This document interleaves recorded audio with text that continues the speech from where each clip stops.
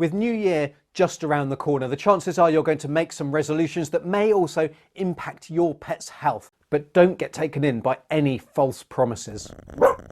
Hi, I'm Dr. Alex from ourpetshealth.com, where my aim is to help you and your pet live a healthier, happier life. And the last thing I want for you to do is to spend lots of time or money giving your pet something that just will have no benefit to them.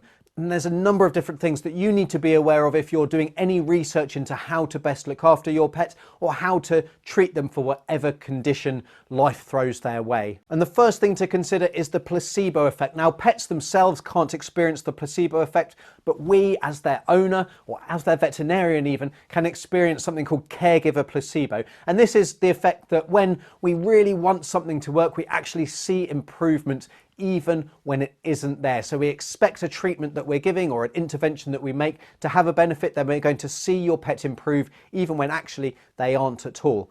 Regression to the mean is something else to think about. So what happens here is typically when your pet has a condition, especially a chronic long-term condition, it will slowly get worse, and then naturally it will get better anyway. But it's as it's at its very worst is when we start to think about adding in an intervention to making changes in their environment or how we're treating them or feeding them or whatever it is.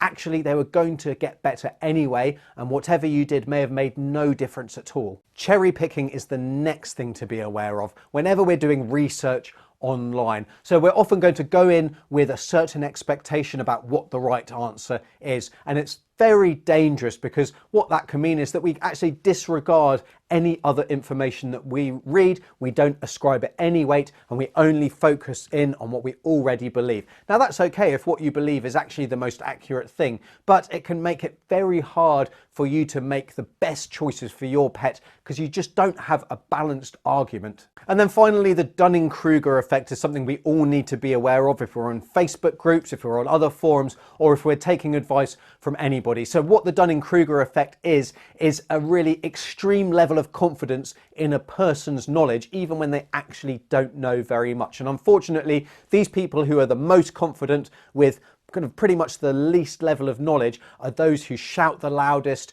online, who answer questions, who make specific recommendations, when in actual fact they really don't know what they're talking about. So I talk about all of these factors and more in my Evidence Matters series, which I'll link on the screen now, and I'll see you tomorrow for my last Daily December.